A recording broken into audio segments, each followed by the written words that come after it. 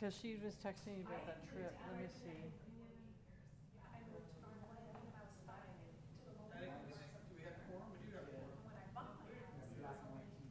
Was Sean? I don't know about Sean. Have you heard from Sean at all? No.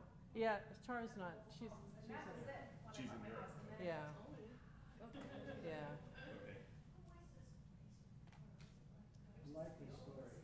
So you're gonna run the meeting? Yeah. Do you wanna, well, you can access Yeah. from there?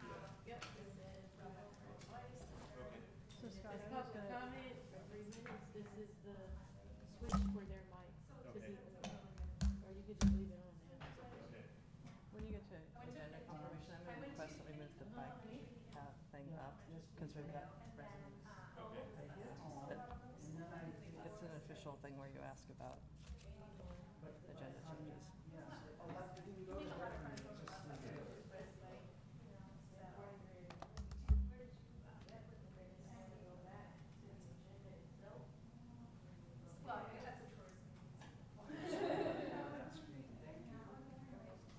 by. Are we ready to? I just want to make sure our mics are working. Yeah. Yep.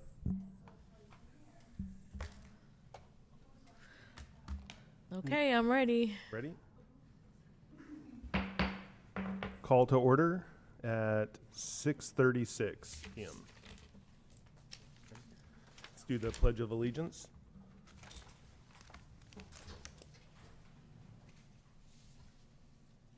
Allegiance to the flag of the United States of America and to the republic for which it stands, one nation, under God, indivisible, with liberty and justice for all.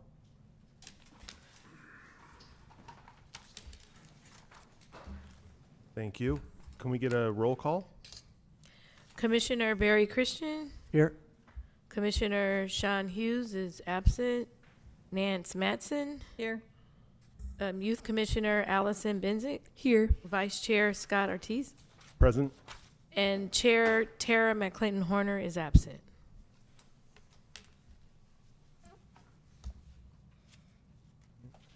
Do we have any presentations? Please, according to the agenda, consent calendar and a motion. Oh, wait, agenda changes. Oh, And public we're not, comment. are we there yet? Yeah, it says presentations. Yeah. Public comments. You have oh, I'm sorry. Oh, go ahead. I'm sorry. No presentations. Public comment for items not on the agenda?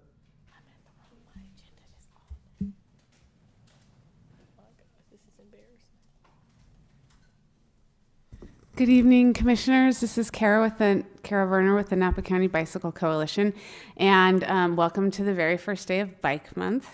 I just wanted to highlight a couple things we have going on, including Bike Fest this weekend in South Napa Century Center.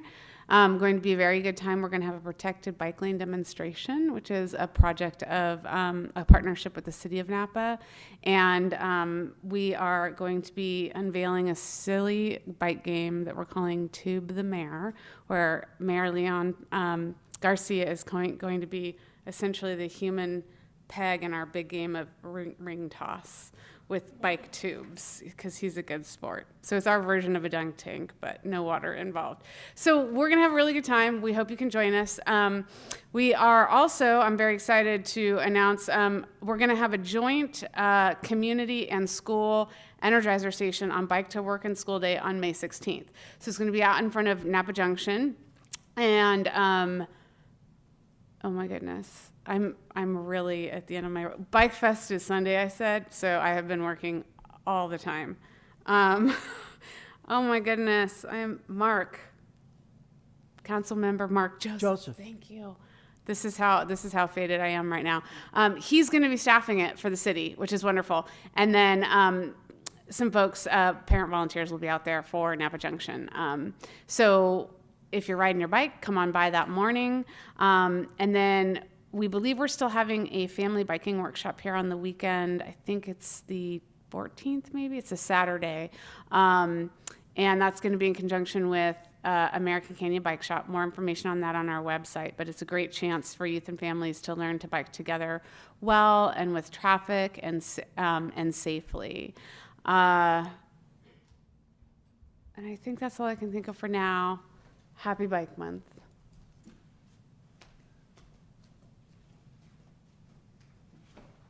Any public comments for items not on the agenda on Zoom or online?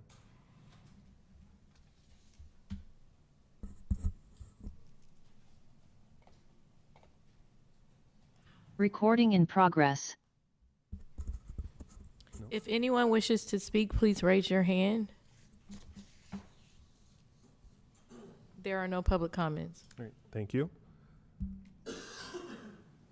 Do we have any agenda changes? Yes. Commissioner Mattson? So I'd like to propose we actually move the item 4, Rio Del Mar bike improvements, ahead of the CIP, because we have some neighbors and online and in the audience. So, Any reason? Any opposed to doing that? No? Do we need a motion for that, actually? Yes. I'll make a motion. We move the, Rio Del Mar bicycle improvements thank you, to the front. to, actually no, to item, just switch it with item 3, the CIP. Yeah, what Nance said. So- That's my motion. I'll second his motion. All in favor? Aye. Do you have to do roll call? Yeah. Do we need to? Do you need roll call? Do we No need a roll call is needed for this.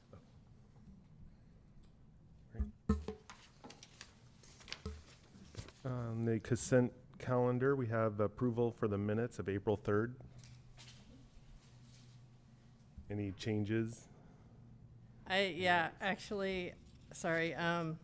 So when I looked at the minutes for the annual work plan, I found it hard to follow really what we had decided for our work plan, because the comments say City Manager Hawley noted commissioners' suggestions and add these things. Is there a way instead to put in the actual work plan into our minutes? And my second question is, I thought we had to approve our work plan, and I don't remember voting on it last time. I asked Ellie about it, and it sounded like maybe we didn't need to do that anymore, so. But I'd like to request that instead of this paragraph, we say, the work plan discussed, that's going forward to city council is, the work plan list plus these additional items. And I did double check, and these are the additional items. But I found it was just hard I'd have to find the agenda from last time. And I actually mentioned it to our council member mentioned it to me this weekend. I was like, huh? And I went and looked at it, and I thought, this is hard to follow. So I don't know if there's a new process with work plans for commissions, and I know this isn't in your wheelhouse, so. Well, it will be a joint meeting in June, so maybe that's why it's on the table for future discussions at the actual council joint meeting. Otherwise, I got to get back to you on it. Yeah, I don't know. Usually, when we've had joint meetings, but before then, we've always had in April, we discuss it, in May, we approve it, and then it goes to the council joint meeting. So I don't know why the process is different, but I'd like to ask that the minutes be changed to reflect the actual work plan we discussed, plus these additional items. And I don't know how hard that is to do, and I'll leave that to Terry. Noted. I'm sorry? Noted. So it's noted for the record. I'll go back and listen to the tape and revise the minutes according to your request, but I will need a motion and a second for the approval of the minutes. And when you motion and second, mention the actual changes that's needed. Okay, so I'd like to make a motion to change the minutes for the annual work plan to include the work plan items that were presented to us last meeting. And actually, we did all agree that those were fine. And we added these additional things. So I think it should be relatively easy to reconstruct. That was more than a motion. I'll second that motion. Can we get a roll call? Commissioner Christian, Yes. Commissioner Hughes, Yes. Commissioner Mattson, Yes. Youth Commissioner Benzick, Yes. Vice Chair Ortiz, Yes. Thank you. Business. American Canyon Wetlands Restoration Plan. Thank you. Eric Almond-Smithy, Public Works Director. We brought this back to you when we were in the feasibility study phase of the project. I'm bringing to you, now we're at the final stages where we had an actual restoration plan, mitigation monitoring plan. And I have here tonight via Zoom, Michelle Orr and Katie Dudney with ESA, the consultants that have helped us put this together and build it. I'll wait till the clerk brings them up on screen or brings the slideshow, or she has to bring them back over. And this is Katie. Katie Dudney and Michelle Orr.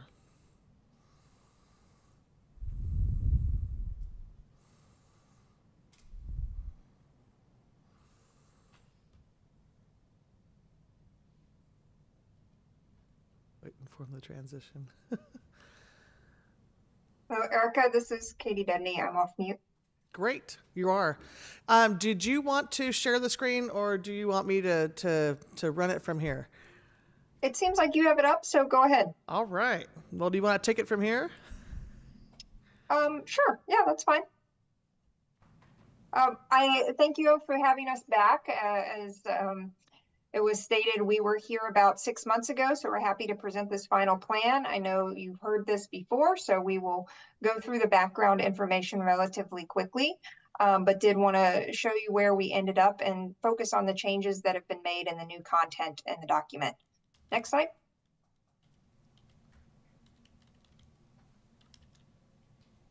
Can I ask, were there any changes from the last time you presented? Are those the changes you're talking about? There are changes from the last time we presented to the OSATs. Commissioner Christian is also on our TAC meeting, and there are some minor changes to the document since the TAC meeting as well. Thank you, Katie. I am still seeing the main header slide. Have you moved on? No, we're still on the same slide. They're working on it. I'm getting some technical assistance here. Okay. What's that screen that's showing? Who is that walking out on the path? It's not working. Actually, I think that is our lead engineer, Eddie DeVita. That makes sense. Yeah. This is Michelle. Hi, I hope you can hear me. Yes, that's Eddie. I took that photograph. And I'll mention that I'm not seeing the slides when Katie talks. I'm just seeing a black screen with her name.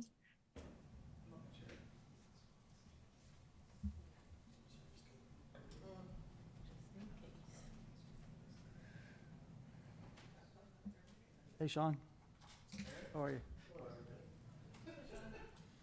Did you ever get back up there on the bike? Was it any better? No. No. Okay.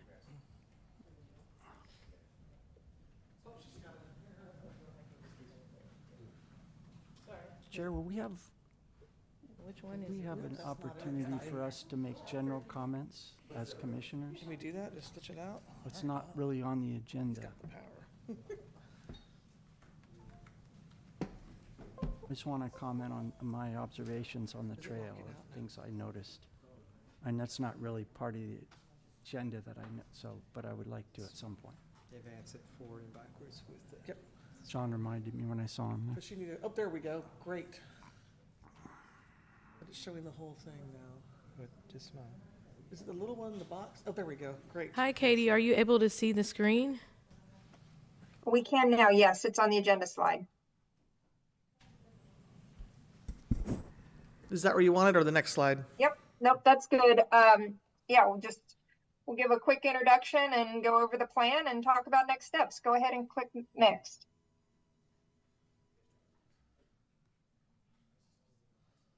All right, keep going. So as noted before when we spoke, there's a number of things that we're hoping to accomplish through this plan. Just briefly noting that, we want to make sure that this is a safe place for people to be able to recreate and enjoyable, and is providing habitats for wildlife and is resilient for sea level rise and reduces the maintenance needs of the city. And so these kind of things that we were aiming to address go into our goals, which are the next slide. And just noting, we're aiming to restore a mix of wetland habitats and improve nature-oriented public access recreation and educational opportunities here. Next slide. Wanted to acknowledge and thank our advisory committee. A few of these members have moved on, but Commissioner Christian, being in the room, was one of our technical advisory committees, and we've met over the past 2 years to discuss the project and receive input. These include partners at local and state agencies, and as well as the American Canyon Community and Parks Foundation, which I know is working closely with you on the Eco Center development. Next. Here's our rough project schedule. We started this at the beginning of 2022 and collected data and did the feasibility studies.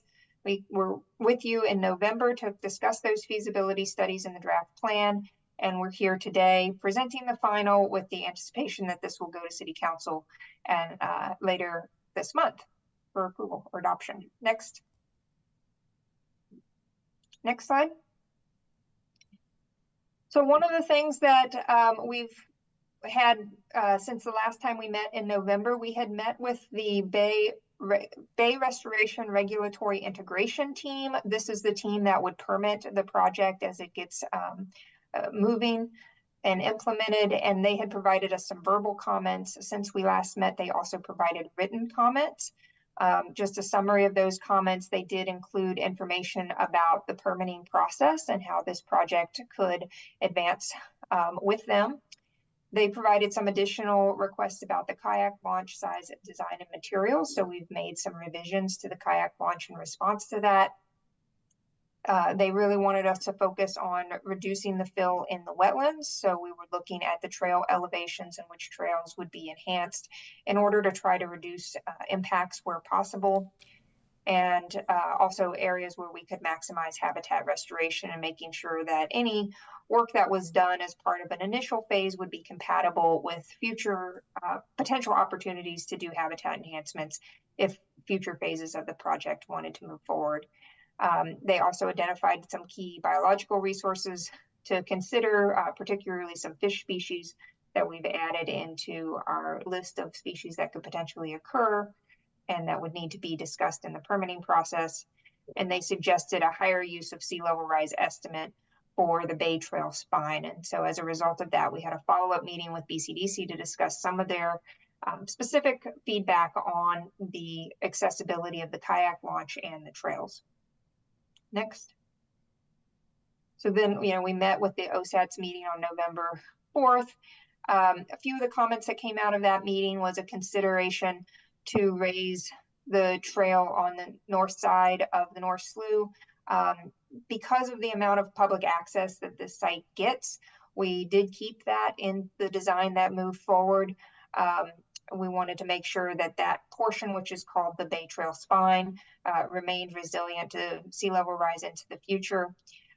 We did also provide cost estimates that broke that included raising the trails and did not include raising the trails at different portions, so the city would have some flexibility into thinking about which pieces they want to move forward with. There was also a comment about considering a trail along Glass Beach. We did look into this. This part of the trail is not on city property, so it's not included in this plan, but it's something that the city could consider in the future if you wanted. Can you tell us whose property it's on? Is it on? Yeah, it's. I think it belongs on state lands property. So the land just to the north is CDFW. This was actually, it was an inholding on the. It was a piece of the river at one point. If you look at the historical maps, this was kind of a little corner of the river, and then it got filled in, I assume, as part of the landfill project, but I'm not completely sure. And so the jurisdiction isn't really specified on the maps, and typically the river and kind of those open spaces belong to state lands. Thank you. Katie, Trent Cave was the former manager of the Napa Solano Waste Management Authority, and this levee, from what my understanding, was built from landfill spoils, and you can see that when you walk by. Interesting. And he told me at one point he proposed that that whole levee be taken out and dumped in the landfill. But they couldn't do it because it was considered a Class 1 hazardous material. So that just didn't happen. And I think the Waste Management Authority's stance on this is just that it helps protect their other main levees further in. So if that's helpful. That is helpful. Thank you very much. We also did have a meeting with our technical advisory committee in March. There were some follow-ups and result of that in terms of looking at our trail improvements further. Also, CDFW wanted to make sure that we maintain the channel to the west side of the north pond. We updated the grant list to include additional grants, including some for recreational improvements, and we made some revisions to the schedule based on input from that meeting. So here's some kayak launch before and after the feedback that we received from the Brit. In short, we made the kayak launch smaller and changed from a longer gangway to a shorter gangway in segments with a midway platform. This will improve constructability and also reduce the overall footprint of the project and the size. We're also suggesting some alternative materials that help with transparency of the dock and let light through to decrease impacts of shading on fish. Next. In terms of the trail elevation changes, we made this shift instead of talking about the whole North Slough Pond as a loop and elevating it all equally. We have proposed just raising a portion along the northern part of the North Slough Pond, and then have optionally or as a alternative raising to a lesser extent the portions to the south and west side of the pond. We also shifted the trail alignment from the western levee to the eastern levee. I believe that change was already being discussed at the last meeting. So we'll go through the concept designs in these areas. There's the North Slough Pond in the north, and then there's a weed removal area kind of in the middle, and then a courtyard area at the southern end of the site. And with these areas, we're looking to do habitat restoration enhancement actions, trail improvement action, the kayak launch. So one of the big improvements on North Slough is replacing the culvert that is there with a large box culvert or potentially a free span bridge. And this is really to open up the tidal action in that area. This improves water quality and safety, and also provides an opportunity for marsh plain expansion. And I think this is pretty similar to what you all saw last time. Next. This is just highlighting that marsh plain expansion and what we would expect to see. So we did look in our feasibility study at adding additional enhancements in this area from a habitat perspective, but because of its size, because of the impacts associated with construction, we really want nature to do what nature does best and let these habitats naturally fill in and migrate to the elevations where they'll be most successful. So that's what we're hoping here and anticipating to get an additional 2 acres of wetlands just by opening the hydrology and improving the hydrologic connection. There is proposed some invasive plant removal along the shoreline throughout the site, and I believe noted in the last meeting that the city had already started implementing some of this work in support with community partners. Next. So along the trail improvements, this is where things changed a little bit. You'll see along the north and east side of the trail, not the whole trail doesn't need to be raised because some of it is already at a higher elevation. So that's distinguished a little bit more on this map. And then the proposal is to raise that Bay Trail spine, we're calling it, to a mid to high risk scenario sea level rise, and this protects the infrastructure on the backside of that levee and provides that Bay Trail higher resiliency. And then the loop around the rest of the site is also included, but could be done as a future phase of the project. Next. And then for the courtyard, we do have the kayak launch. One change that was made here is we're retaining, elevating the spur trail to provide resiliency out to that kayak launch and those facilities. We also are including a loop trail around the overflow pond, but one change that was made is to not elevate that loop trail, to just keep it at its existing grade, which provides some flexibility as to what kind of future habitat enhancements happen on the site and also reduces some of the impacts and the costs. So it could be resurfaced and still be used recreationally, but it would not be elevated to the sea level rise resilience in order to help protect cost and provide more opportunities for a future phase of work. Next. So here's some pictures of the potential kayak launch. These are from other sites nearby the Cullen Ranch kayak launch. And then the picture on the top left-hand corner is actually the location where the kayak launch would be. So the gangway would kind of go over that mud area. And we talked about having a beach access on that instead of a gangway and dock there. I believe that was discussed with this group as well.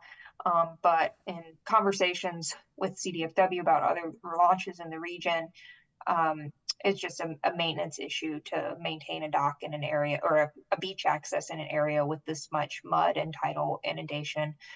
It would probably get covered up with sediment and be very difficult to maintain. So that's why the kayak launch would be a floating dock instead. This kayak launch, the public response that we've gotten so far has all been very positive. People are very excited about the opportunity for a kayak launch in this location because it fills a gap in the Bay Trail. There's currently 11-mile stretch with no launch, and this would, be a halfway point in that between existing, put in places where people could take out or do shorter trips. So when I mentioned not raising the loop trail around the overflow pond in order to reduce impacts and also have the potential for future phases, this was in part aligned with that. We want to have the opportunity to potentially breach that levee in the future to provide access or to provide additional restoration and enhancement. This work could only be done if the overflow capacity was moved to another location, which would have to be part of a separate project and investigation. So in summary, the habitat restoration and enhancement that is proposed exceeds the impacts. The project overall would restore and enhance about 60 acres of tidal wetland and other bay habitats. There's about 3 acres of temporary impacts and 2 acres of permanent impacts. Those impacts are largely associated with the kayak launch itself and then the footprint of the levees as they get expanded and raised for the resiliency. So 1.22 miles of Bay Trail would get improved and raised, and then a half a mile at the courtyard would have new public access, but would be resurfaced without being raised. There, yep, that's fine, go ahead. So on total cost, there are a lot of different ways to slice and dice these numbers. We did provide some estimates in the report as some ways to look at this. Our initial base project, which was if you do everything that we're proposing as part of the phase 1, including all the trail raises, and having some high assumptions about what the cost would be associated with sediment and fill, you get the highest cost estimate at $13.7 million. If you don't raise all of the trails around the North Pond, that number could be reduced. And then we also looked at making some other assumptions about how much cost the stockpile fill material would be, or the fill material would be, and depending on whether or not it's sourced locally and whether or not it could be stockpiled in advance of construction really affects the total cost. So we wanted to make sure that we pulled that out so you kind of have a low and a high cost estimate there based on whether or not we could get local fill. So the fourth option assumes that we would not do all of the trail raises, and we would also have a local source of fill material. These numbers don't include the phase 2 that is showed at the corporation yard with that restoration, because the thought of moving the overflow pond could be a significant cost associated with that, so it would be undertaken separately. So this is another breakdown. The low end here is with the assumption of the local fill material that gets stockpiled, while the high end material is assuming that we need to source material from farther away. It needs to be shipped in during construction, and we're more susceptible to market value at that point because we're not stockpiling it on site. And that's something that we've talked about a little bit with the city, and it'll depend on whether or not you can find a location to put this material. So that's the high and low, what they mean. Just the culvert replacement project on itself is, $1.2 to $1.4 million. The trail improvements, depending on which combination of trail improvements you do, is $1 to $2 million to $3 to $4 million. The kayak launch, because it's not affected by that fill quantity material, is $1.1 million. The corporation enhancement yard enhancements, which does include that spur trail, vary from 1.2 to 1.8. And then there's some costs in here for planting and seeding and construction management. So you can kind of get a breakdown of smaller pieces that we can split out into more manageable chunks. So where do we go from here? Next steps. So this is a potential grant funding timeline. So we're finishing up the plan right now. Appendix I in the document lists a bunch of grants that the city may want to consider going for. In July is when the Measure AA funds for the San Francisco Bay Restoration Authority, which funded this phase of work, where those applications are due, and this might be a good opportunity to get funding for the next stage of design and permitting. In August, there's a water quality improvement grant that could potentially be used to help fund the culvert replacement project. I will note there are more grants than just this in that appendix. These were just a few that stood out as maybe being on the timeline that we'd be interested in and might be, a good choice for working on this year. In the summer and the fall, there are grants from CDFW and the Wildlife Conservation Board that are rolling, so you could apply at any time. These might be things that could fund habitat enhancement.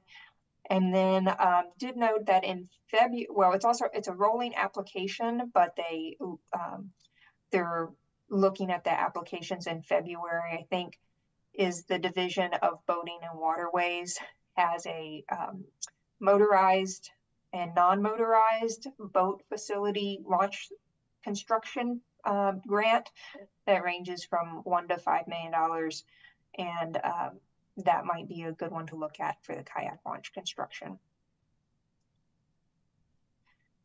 So big picture, we finished the document in the spring.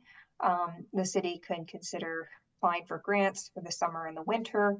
Design and permitting would happen through the 2025, and then the agencies, you probably need 4 to 6 months to get your permits, and then you get your contracting set up with your contractor, and then you'd be all set to start construction on your projects in the summer or fall of 2026. And notably, there's usually work windows associated that drive towards working later in the summer and the fall. So that's all we have. We'll open it up for questions from the group. Commissioner Christian? Hi, thank you, Katie. First of all, I think you guys did an outstanding job, and I'm really grateful for it. I'm especially grateful for the culvert removal because, as you know, one dog was pulled through there and drowned, and 2 other dogs were pulled through but survived. And then we built an elementary school about 1,000 yards from the culvert site. So I'm really grateful that that's working out, that it was supported to remove that and make it safer, and that it actually worked to help restore the environment. And that's a question I have. You mentioned earlier when I was there, not tonight, but the way that the North Slough would kind of transform by transforming the water and having it drain out more freely, restoring it to a natural flow, in other words. And I was wondering how much of that restoration that you described, I know you described it would change some of the upland habitat around the edges, so it would remove one type, but it would improve the other. How much of that would depend on improvements to the trail? Was that something that would happen as a result of improvements to the trail, or is that something that could happen anyway? Would it happen just because you're changing the water flow? And would it depend on seeding and planting? And would seeding and planting be a possibility that could be done by volunteers? No, that's a big question. Yeah, no, and Michelle, feel free to chime in if you want. The restoration is driven by the tidal and by the hydrology change. It's not driven by the trail work. And so those are independent, and the trail work would primarily be done in upland areas in that location. So it would not be affecting the expansion of the habitat. You could seed it.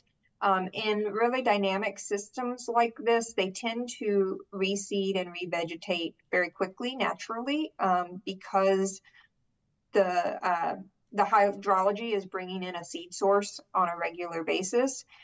So if you get the elevation right, they tend to kind of fill in on their own pretty quickly. But you can jumpstart that with seeding and planting with volunteers. We didn't propose it in this area other than the places that were disturbed as part of the culvert replacement, where we'd want to help those areas along, but the areas that would naturally transition, we didn't propose that. Michelle, did you want to add anything? Sure. Yeah, so we do see those, the marsh vegetation, as Katie said, come in pretty quickly on its own, especially higher in the marsh plain, like the area that we're talking about. But as you get a little bit higher than that, there are some plants that are commonly found in the transition between marsh and upland, including some rare plants in that area. And those will come in a little slower, if at all, on their own. So that's an opportunity for planting if you do have volunteers available. As Katie said, we didn't include it, but it would be a nice thing to include if there's the ability to do that. Well, I noticed in the estimates it was 1.1 million, I think, for planting and seeding, and I know people that'll do that voluntarily, and city's done a few planting projects. So I'm just wondering if that's feasible for us to make that a community project and save $1.1 million, except for sandwiches, which you have to give to the volunteers. Yeah, there are some nonprofit groups who do this type of work as well, and you'll need the plant material. Some of it probably needs to be grown in a nursery, but there are nonprofit groups that I'm sure you could coordinate with to make this happen. We didn't include a nursery in the plans for the ecology center, did we?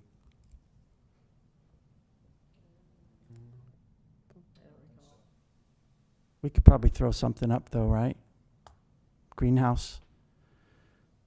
Do our own seeding, grow plants. Well, the river ecology, the Napa River, the Parks Foundation has their own design plans, so that could probably overlap into what the feasibility, because that was part of the feasibility study, was what can we do at that site. So if their planting falls into the volunteer work they can do, that's great.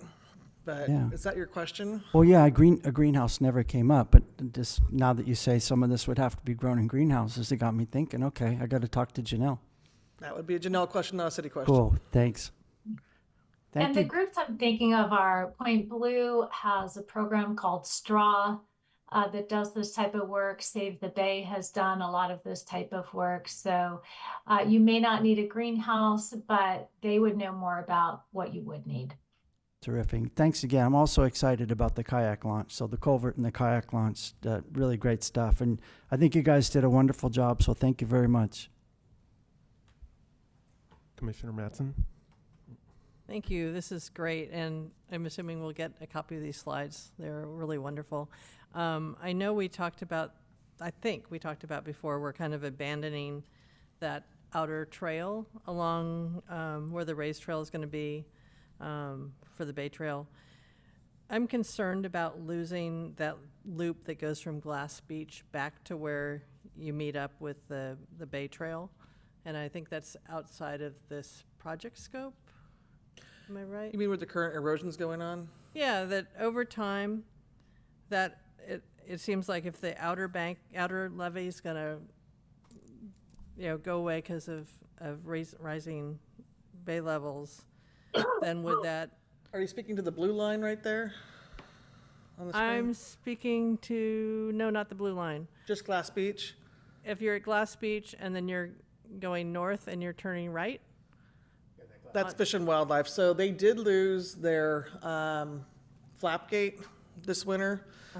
It was brought to our attention when we went out there and noticed that we have some erosion out there that we're trying to work on repairing, but they had also lost their gate, the tidal influence gate. So I don't know where that was. It's right at the end of the slough up there, above where the words are, Glass Beach. So that's all under the control of Fish and Wildlife. That tiny one?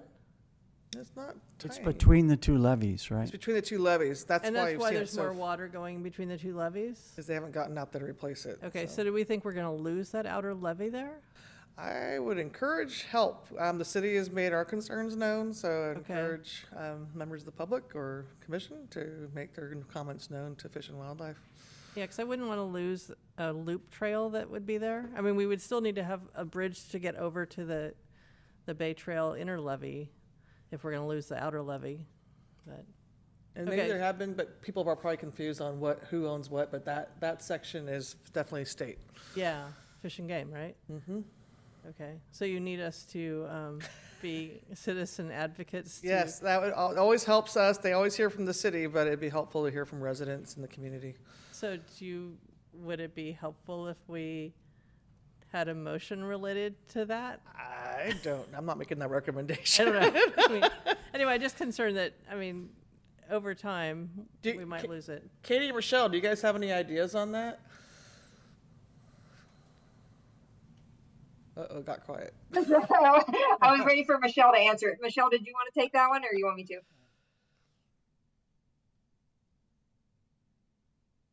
Oh, I guess it's me. Sorry, I was muted, Okay, go ahead. but go ahead, Katie.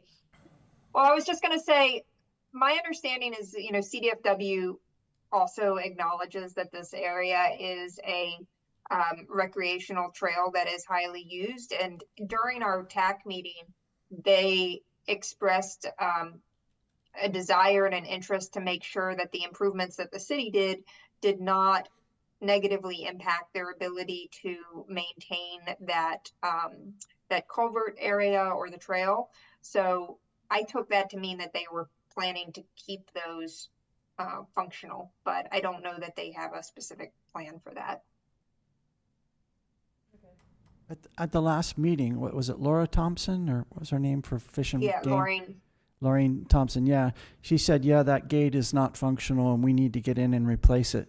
That was Fell what off. Huh?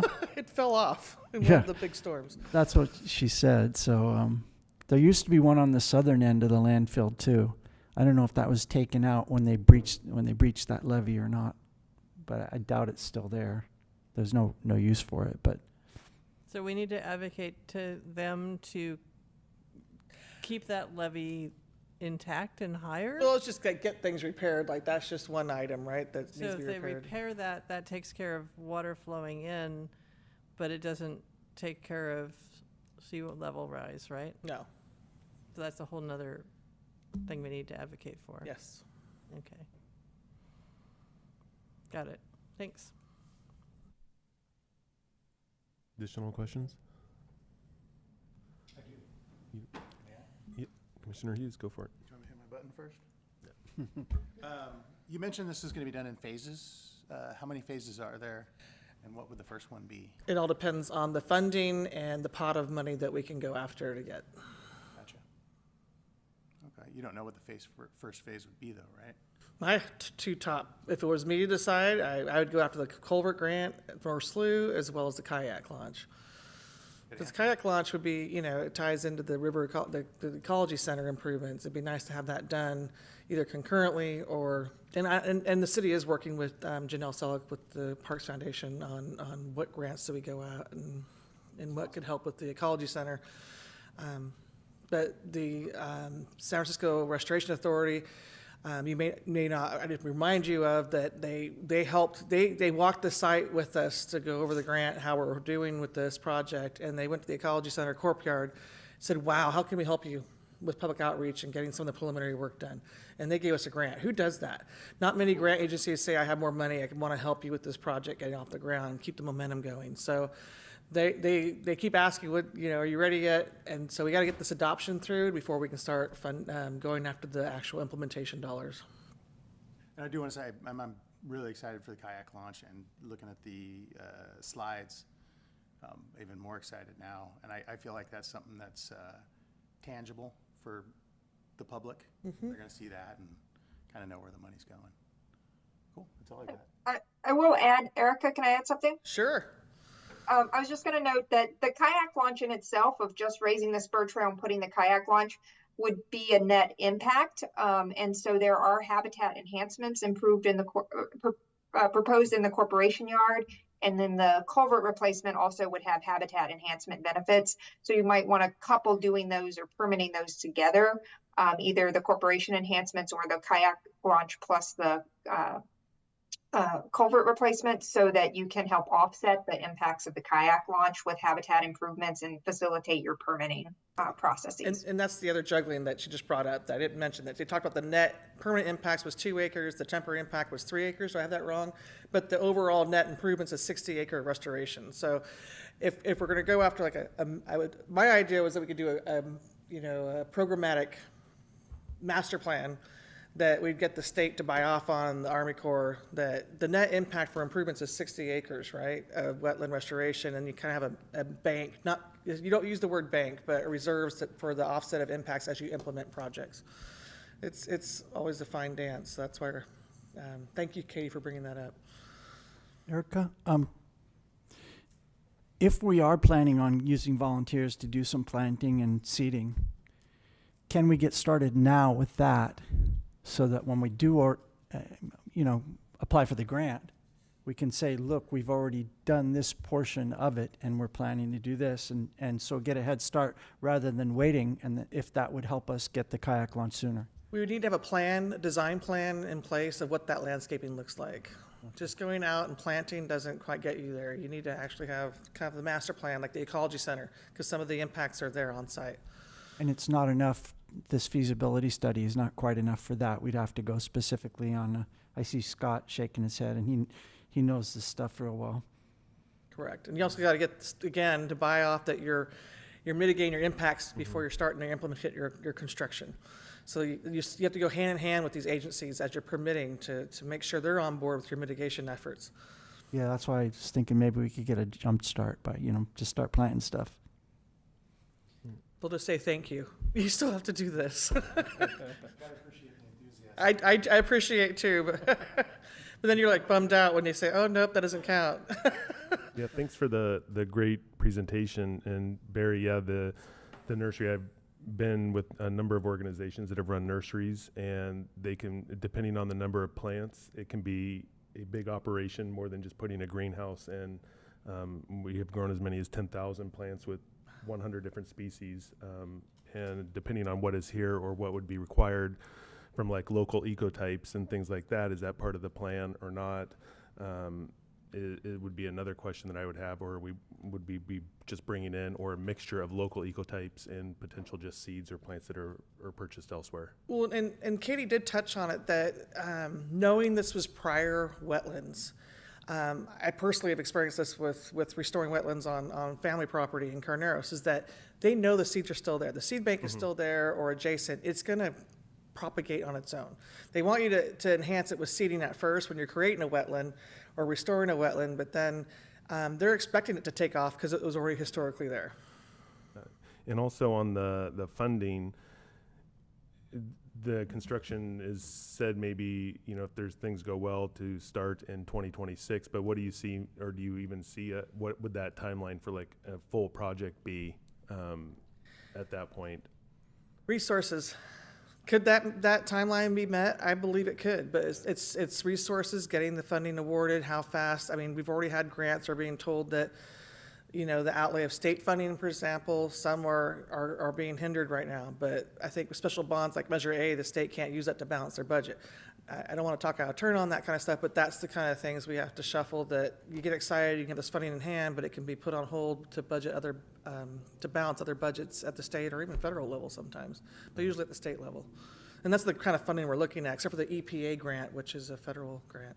Do some of those require matching, like a match as well, which Yes. is potentially what Barry is talking about with volunteers that could be used, or you know, applied to a match when you get to that stage? Sweat equity, yes. We apply that often. Either local match through donations, manpower. That's how you can offset. And last question, you mentioned with the Eco Center, is that still being targeted for a 2025 opening then? I don't think it's targeted for opening. Or I thought I read somewhere that it was by 2025. Maybe that's an older date. That's as far as getting the courtyard are. So we're working on getting them out of there by the end of this Oh, year. I see. Okay, got it. Yeah. Commissioner Mattson? Actually, I think you already brought it up, is the sweat equity, that you can always put that into a grant or not, or, you know, not put it in, and then you've saved some money on the grant because of sweat. So. Or like one of the grant phases was actually engineering and permitting, or design and permitting, and then the staff management of that contract and working and the outreach, that could be the city's contribution, is the actual contract management administration. But you see that quite often. I like that you're getting grants. You've done a good job of getting grants for us. You're good at it, and I Teamwork. noticed, and thank you. Commissioner Hughes? I've got a question about this Glass Beach loop towards Myrna's Outlook. That's, how practical is that? The blue line? She mentioned it. It's not part of the study because it's not our property. But like, in terms of it happening at some point, Be talking to the state. yeah, it's not very practical. I don't know. Depends on administration at the time, you know, as far as negotiable. Are people walking it now? Yeah, Yeah. Yeah. I think it's all ice plant right now, but it's got a pretty good path carved in it. That could be part of the one of the questions asked. No, I think it would be awesome to see something, you know, legitimate there, so. Like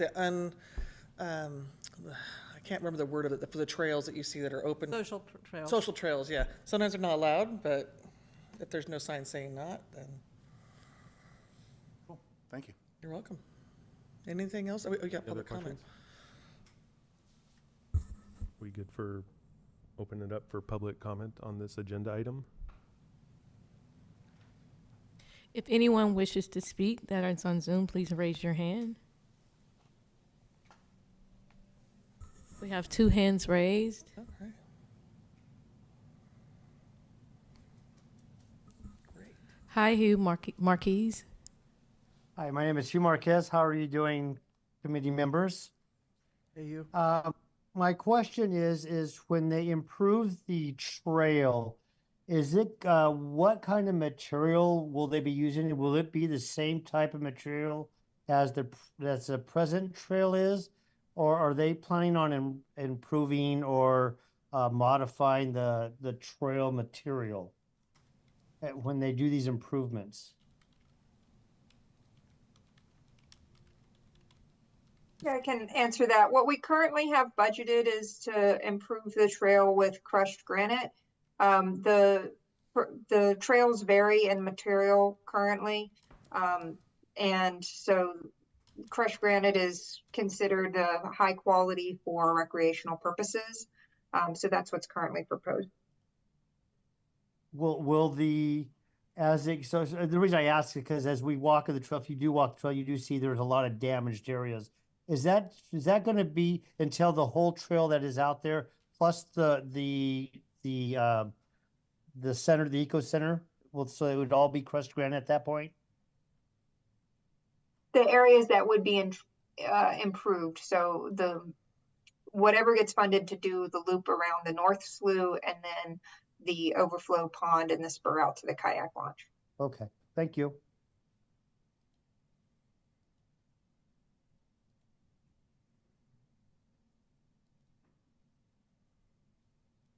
Did we have a second? Janelle?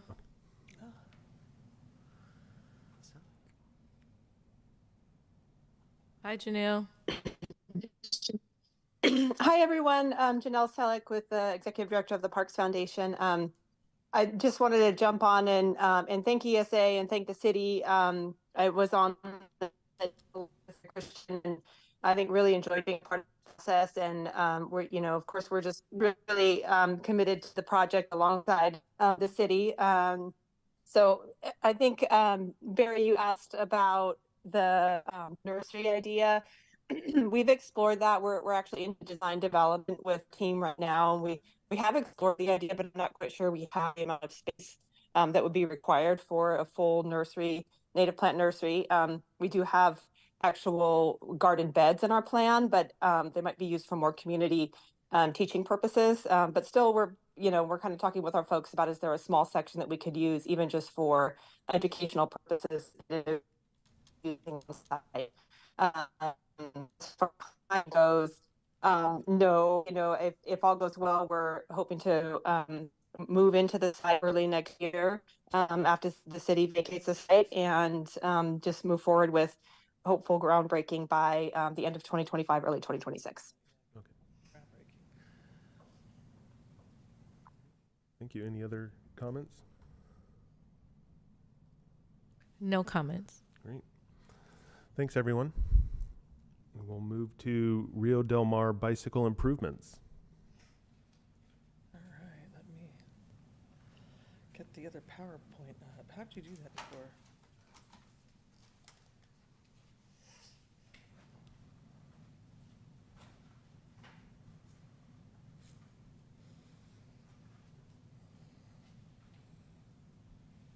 Oops. All right. So I just hit this one here? Yes. All right, thank you. Good evening again. Here to discuss a major project that the city's working on, which is the Rancho Del Mar Utility and Paving Rehabilitation Project on the older portion of Rancho Del Mar. One of the significant improvements is reconstructing Rio Del Mar from Highway 29 to West Carolyn. One of the great things about when you reconstruct a road and repave it, not widen it, is that you can restripe it and put in traffic calming improvements, such as bike facility improvements that are planned. What you have before you is the one option that our consultant came up with. The roads weren't as wide as we thought they were when we got out there. They're less than 38 feet in some distances, so a Class 2 did not fit on there without impacting on-street parking. So the plan was go to a share the road type of route, because it's already traffic calming in there, because you have the parked cars on street parking already provide for a traffic calming effort. You also have the stop signs. Those aren't considered a traffic calming device, but people slow down.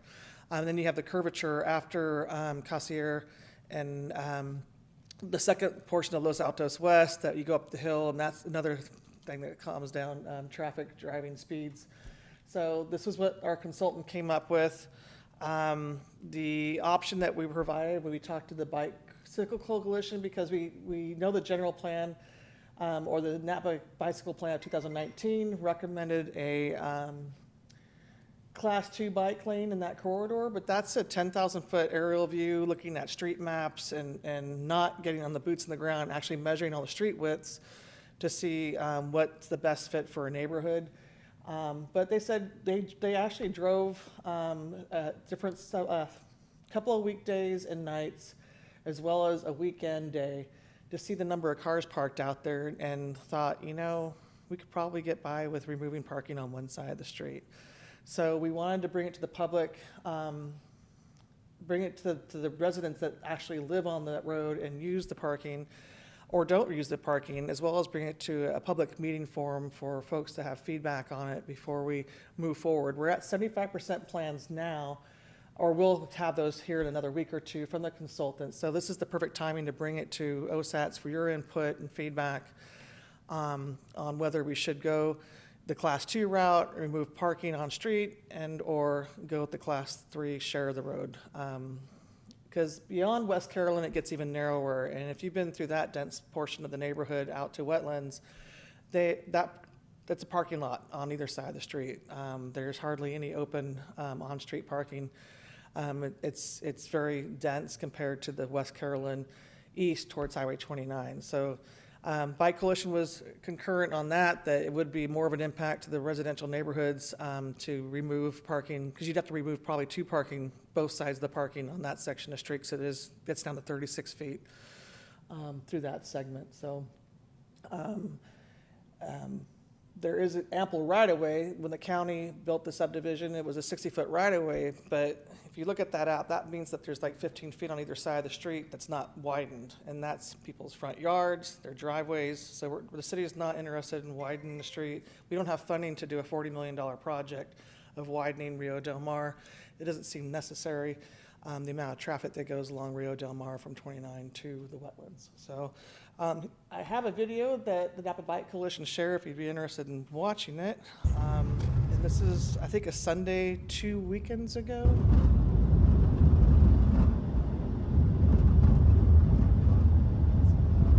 From Highway 29 moving west. And we do have the Napa Bike Coalition here too to respond if.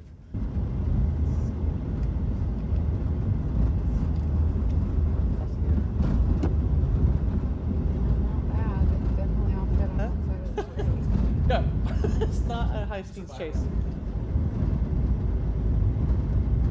And the other two videos that we were provided was one night after OSATs a month ago and another weekday, and it pretty much looked like the same amount of cars that were on the street. Not a whole lot. We were concerned that we do have a lot of commuters and that during the week it's not really a good transition, but maybe a weekend when everyone's at home. This is a Sunday morning and there's not a whole lot going on there. Official part of the neighborhood.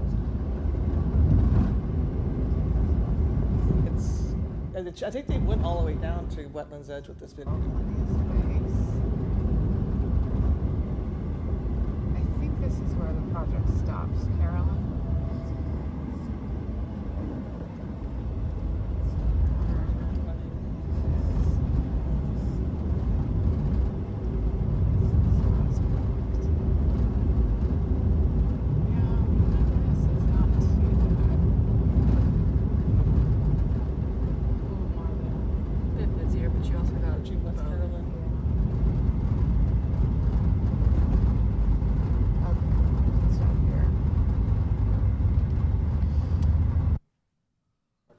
There's intermittent sidewalks through there. I guess this video doesn't go all the way There was in. initially, which I wasn't aware, I didn't think there were sidewalks, but I'm trying to figure out if there's sidewalks there. There's a sidewalk gap on the north side in front of the church at the bus stop. So that is one of the items of being designed as part of the project.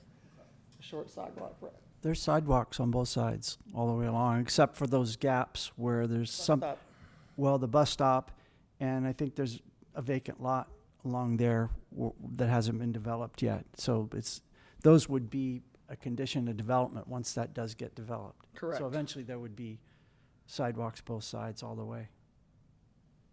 So that's what we wanted to bring to the commission tonight, is what your thoughts were on of the two options, and if you had another idea. But and I know we have the Napa Bike Coalition here, and we have members of the public. We did notice a week ago members of the residents in the neighborhood that would be most impacted by this.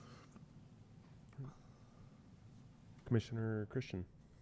Yeah, I have a number of comments. I have a question first, though. On option 1, it said Class 3 bike lanes. I didn't see. So you're not talking about the sidewalks on either side, are you? It's share the road. It's a bike boulevard. So basically, you'd just be out with the traffic. Is Yes, Class 3? that should have been taken off there. I apologize for that. Basically, be no bike lanes. Correct. Okay. Well, Is that Commissioner Hughes? Do you have your light on? I'll let you go ahead. I got a bunch of stuff to say afterwards. So this is equivalent to what we have on Donaldson, correct? Correct. Okay. And then what's the feasibility of an actual bike lane on Eucalyptus as opposed to this? Why wouldn't we, the newer street, I mean, obviously there's improvements going on here, is the key driver of all this, right? We're paving, so you can put new striping in. So now's your opportunity, okay. Whereas Eucalyptus, it has the Bay to Ridge Trail, Class 1 designation, so you have the portion down at Wetlands Edge up to Gadwall, or in front of Napa Junction, that's supposed to continue up over, and then ultimately connect to Rio Del Mar and cross 29. And then I believe Class 2s would fit on there, but they're not on there now. I think they're on there in front of the school as well, but they don't go completely east. Because if I'm in that area, that's what I typically take, even though there's a little bit of a hill. It just always feels safer. I don't mind this option. I don't know how practical option number 2 really is. You start losing, that's my feeling. But I am partial to this, I would say, for what it's worth. Okay. So which one was that? The, Class 3. okay. So I did have quite a bit. Is that okay? Can I go now or? Yeah. Who was? Okay. Who's on? Oh, Yeah, go ahead. Commissioner If you want to Mattson. go ahead. I started, but then Sean had a question, so I let him go. I'll let you go too, and I'll go after you. I can wait. I was just wondered if it made sense to get, oh, sorry, I keep forgetting it Public close to the comment? mic. I just wondered if it made sense to ask for public comment early on in the discussion to kind of see what the neighbors think. And then I have some comments and I can defer back to you, so. Yeah, I would go for public comment first. Yeah, I'm good with that because I'm most interested in hearing what the actual people who are on that street feel about what's going on. So we can open it up to public comment at this time. If anyone on Zoom wish to speak, please raise your hand.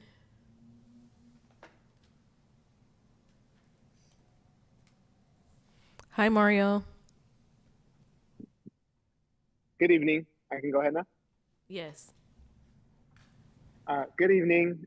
Thank you for taking my comment. I'm Mario Valadez. I'm an American Canyon resident and a board member with the Napa County Bicycle Coalition. I appreciate that that it was commented during the presentation that we collaborated on our recommendation for what we would like to see in this project, which is seeing Class 2 standard bike lanes installed, and that does mean removing parking on what side of the street. I think the video that was illustrated today shows that on the portion that we're describing, closer to Highway 29, there's ample space on the street to be able to install those bike lanes without intruding on too much of the parking that is on that street. As you can see, most folks are either parked in their driveway or their garages. There's not many parked vehicles on that street. And Rio Del Mar is one of the primary streets of concern for members of our coalition when we've asked about what areas of American Canyon would they really prioritize for improvements, and Rio Del Mar is one of those streets. And so we think that it's really important that the city follows through with what's recommended in the bike plan, and that is with the recommendation of installing Class 2 bike lanes on the street. Thank you. Thank you. Any other comments? Yes.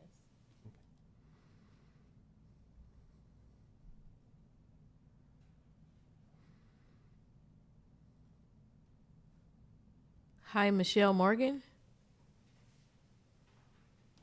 Hi, my name is Michelle Morgan, and I'm at 419 Rio Del Mar.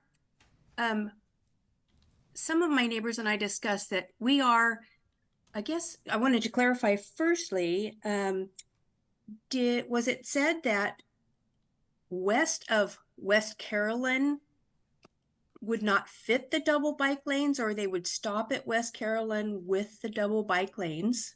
That was one of my questions.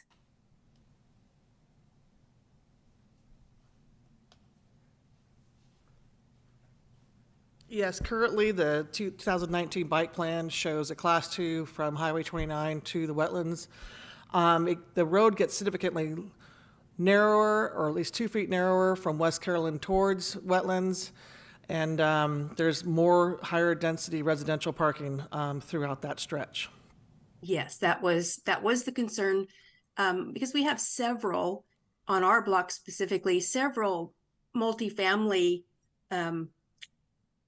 homes, and we just have, and especially if it's any kind of holiday or anybody's having a party, the parking gets really crazy.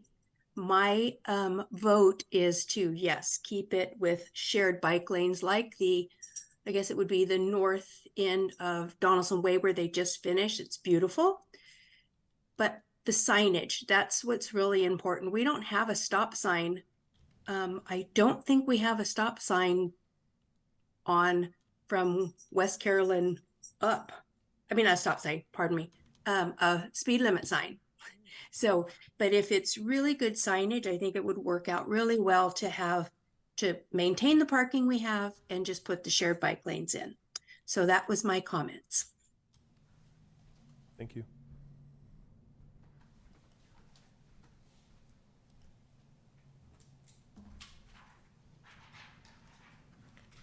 There are no more public comments on Zoom. Okay. Any comments here in the audience? Did you want to make a comment? You comment this on the would be agenda time. item?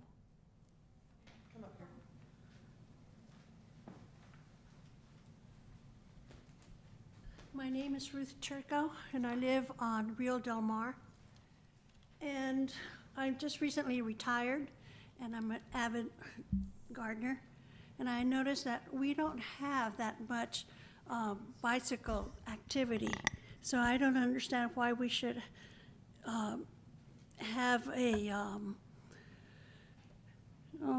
don't know, why we should put more bike lanes on something that we don't use or will not use, I don't think. I think option 1 is more what I would like to see. I'd like to see repaving because the street is extremely busy. The traffic lines are great. The bicycle pictures are great. We have stop signs that nobody really obeys. So I could see street lights. But for the bicycles, we don't have that kind of traffic. I may see 1, 2, 3 a week. I'm not talking one day, a week. So the bicycle lanes doesn't appeal to me at all. Thank you. Thank you. Any additional public comments? Can I ask a question? We're not allowed to comment on public comment, but I have a question. Do you ever see a blue bicycle with somebody holding a coffee cup riding by? That's me, yeah. I was curious, thank you.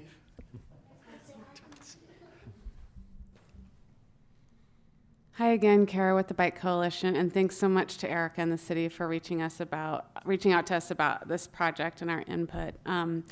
So if in fact American Canyon wants to become a bike-friendlier city, alternative 2 is really the clear choice. American Canyon has the lowest connectivity score. The street is ranked as high stress, and it's in the bike plan as a class 2 because that's the appropriate facility for the street.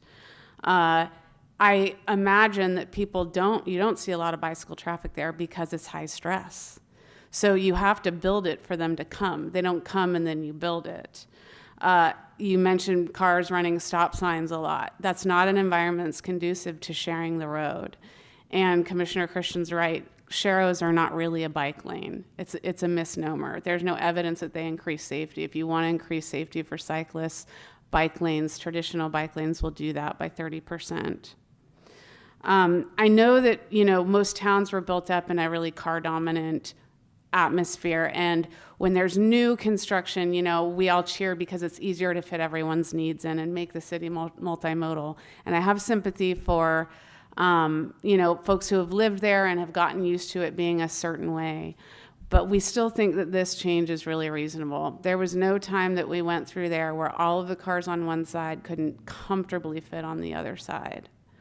And so if we're not ready to bring multimodal balance to a city, I'm not really sure why we work on bike plans and talk about being bike friendly. We understand that it doesn't always work out, and that's why we're not pushing about the space after Carolyn. We understand it gets, you know, that becomes really unfeasible. We're not asking for street widening. We're asking really just one block of residents in this whole segment to, when they don't park in the driveway that they have or the garage that they have, just to park across the street. So I don't think that's a huge sacrifice. I'm not saying it's not a change or something to consider, but we're really I think we're reasonable with the changes that we asked for, and I think that this is a reasonable change. The street is not calmed, and I don't think it's proposed to be calm. So having parking on the side isn't really traffic calming. I guess we disagree on that piece, especially when that street doesn't have very much parking on it, right? So you don't have that. Narrowing lanes, bringing the lanes in narrow with traffic calm, bumping it out. But a bike boulevard is a low volume, low speed, so you'd have to drop the speeds to at least 20 to be a bike boulevard. What's proposed here is not a bike boulevard. It's what's called a class 3, which is just sharrows and signs, is my understanding. Let's see.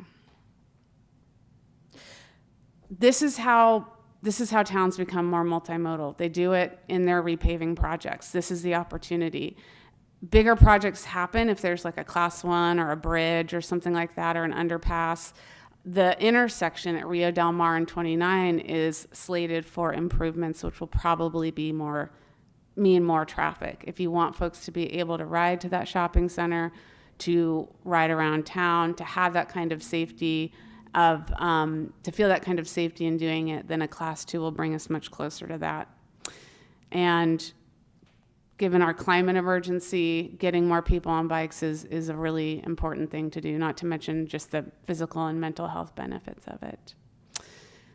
A third of Americans rode a bike in 2022. We're not fringe, right? Even more have a bike. This is a really valid way to go, and this is a really great opportunity to make American Canyon more multimodal and more connected. Thank you. Thank you. Any other public comments? All right. No public comments. Public comments are closed. Commissioner Christian. Thank you. So I'm very, very familiar with this section. I live around the corner on Dana, and I am there.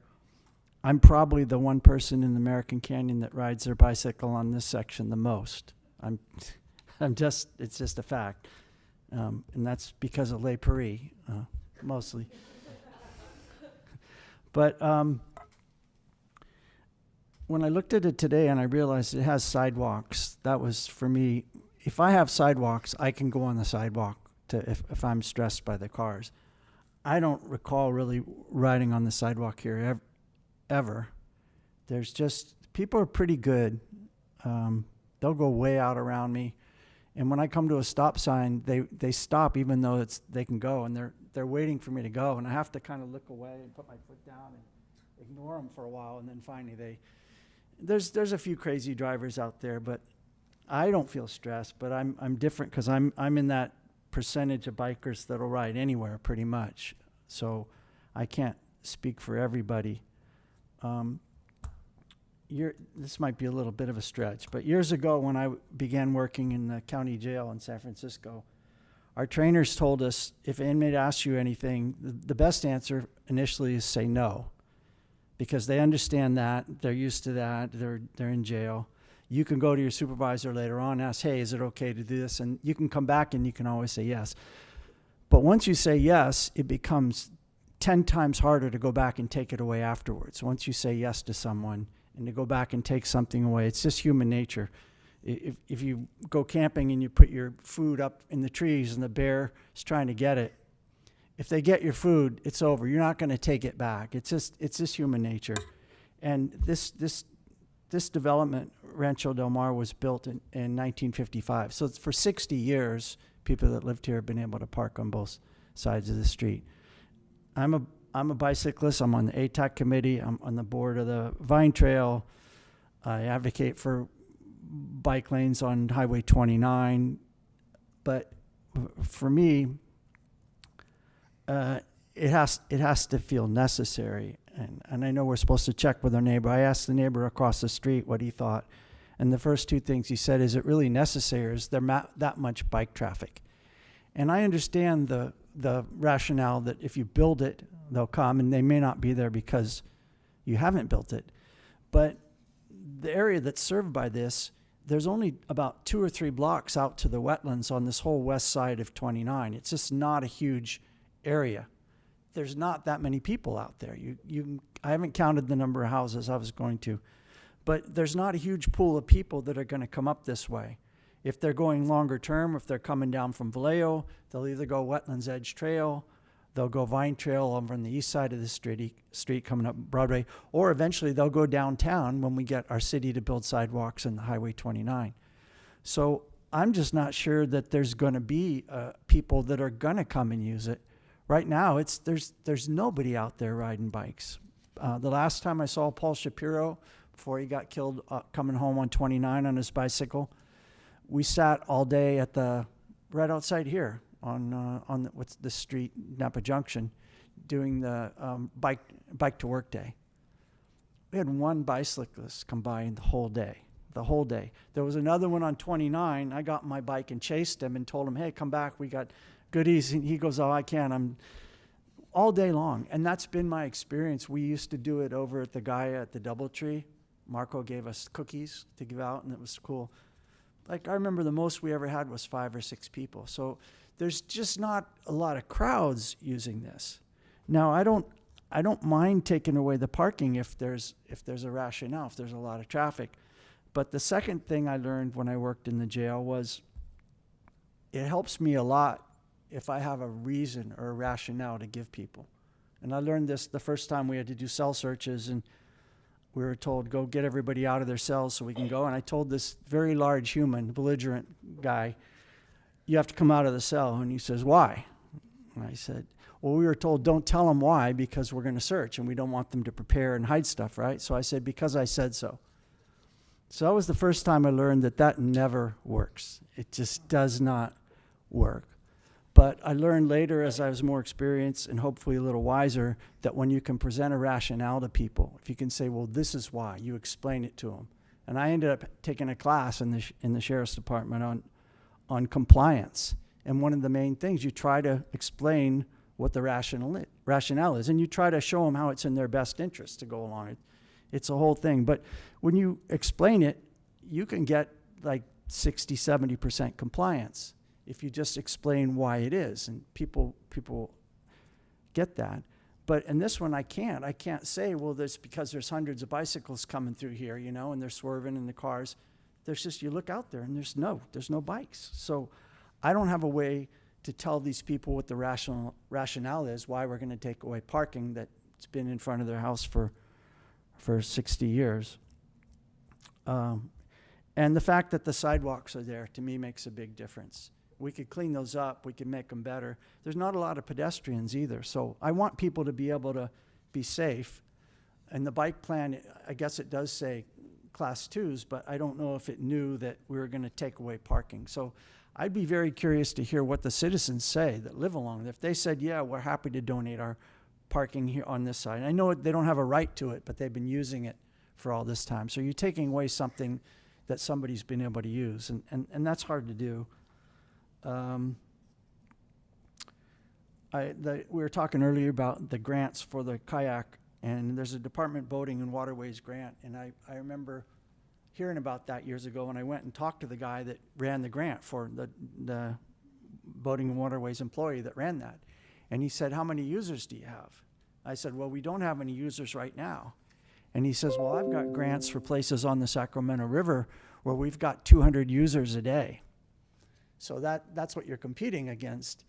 We just don't have a lot of people out here. If we had a lot of people, I could say, well, look, here's the reason. So I just don't know that it's necessary, and especially if the sidewalks are there, we clean those up.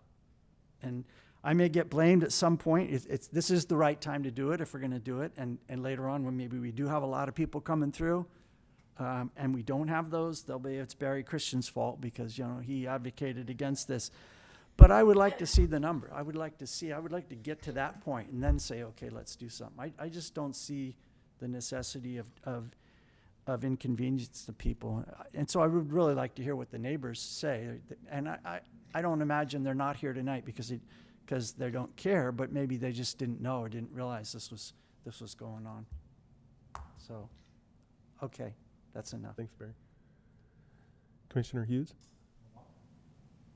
Okay. I want to say, Kara, you do make a pretty valid point. It is a change in attitude towards bicycles, making it a more bicycle-friendly city. And obviously now is the opportunity to do it. So that did kind of change my mind a little bit. I also wanted to point out that there's not a lot here to bike to. So most of the people that ride here that I know usually bike for exercise. So they'll go down to Wetlands Edge. But I wanted to point out that this is right in line with the Watson Ranch project, which the Ruins project. So there's going to be a lot there. People are going to come from the Ruins to get to Wetlands Edge.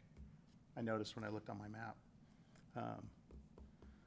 So in terms of what bike lane you put in, I mean, that's going to be a pretty big factor. There probably is going to be more traffic at some point, bike traffic or foot traffic or whatever it may be. That's all I got. Thanks. Commissioner Mattson?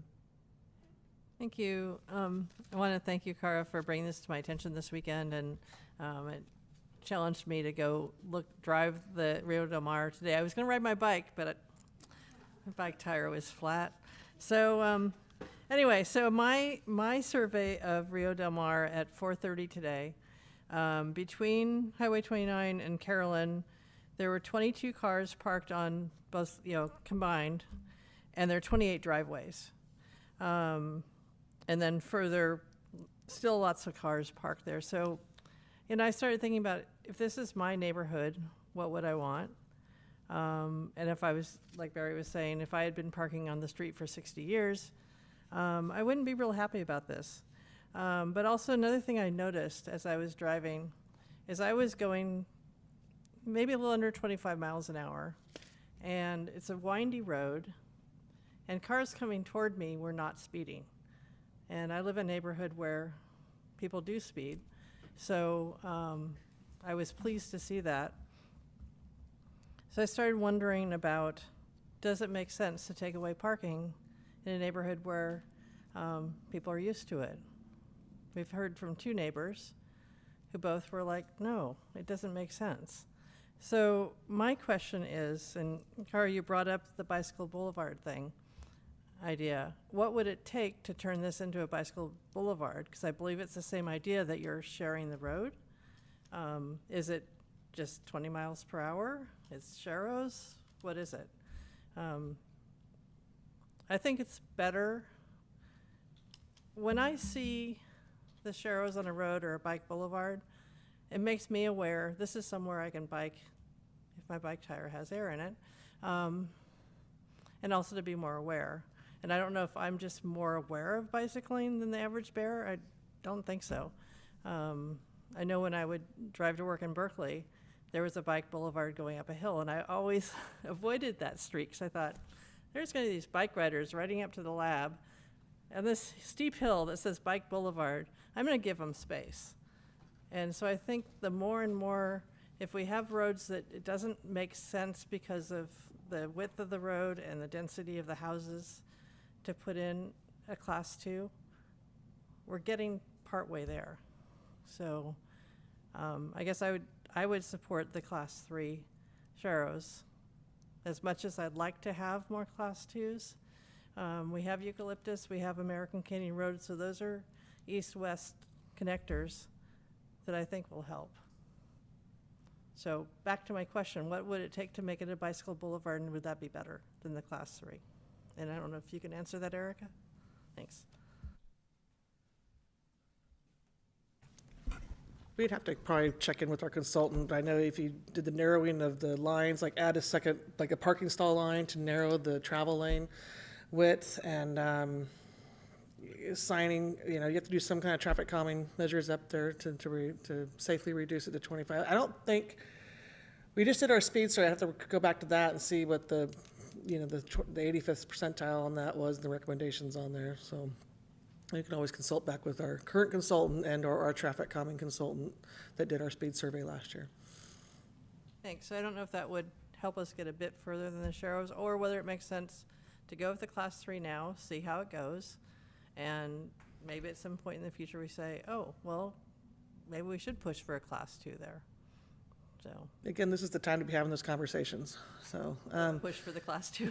Yeah. well, or the bike boulevard. That's why we were coming here to talk Yeah. about it. And then, as far as the Rio Del Mar, we do have the Beta Ridge Trail that's supposed to. They have the class 1 on Watson Ranch. It's supposed to connect ultimately to go in front of Eucalyptus at 7-Eleven and wrap around and connect to Eucalyptus. Oh, so it could connect. Okay. Yeah. Great. Commissioner Bensick? Hi, thank you. I just wanted to kind of echo what Kara said earlier. I think it is important that we view this project from the climate lens, and like she said, this is going to be a good opportunity for us to, while we're repainting, to get the class 2 bike lanes, the explicit ones. And in the past, around Shenandoah and around the police station, we didn't have those bike lanes before, but now we do, and now I'm seeing a lot more bike traffic. So I think this is one of those things where people might not be biking because there's no bike lanes and they don't feel safe. That's what I've heard from my experience with my peers and other families in that community. But I do also want to hear more from those whose parking would be impacted. Thank you. Thank you.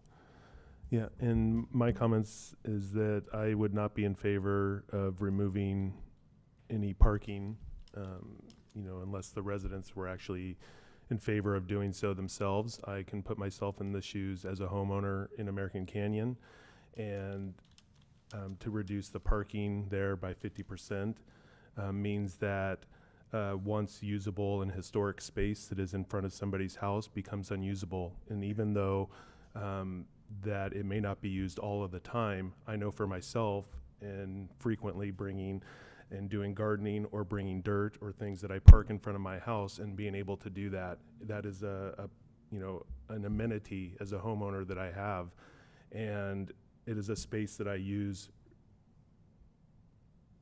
at various sporadic times. And so whether I bring home my trailer to load it up or to move, or if somebody's moving into their house to bring a moving van or delivery van, that all of these things that would happen that normally would make it easy and convenient right there would now be shifted across the street. And now you're not only losing space in front of somebody's house that may not even be there. So if they're having visitors, it may be occupied by those on the other side of the street because they have lost their parking. And so there's a vast number of these opportunities that are just not on a regular basis, but can pop up at any time. And for myself, I would not be happy to lose a space that I have come to cherish and use, and visitors use, or entire neighborhoods when they have their party will use. And so now you're reducing all of that and potentially making people drive and park further away. So, and plus I also enjoy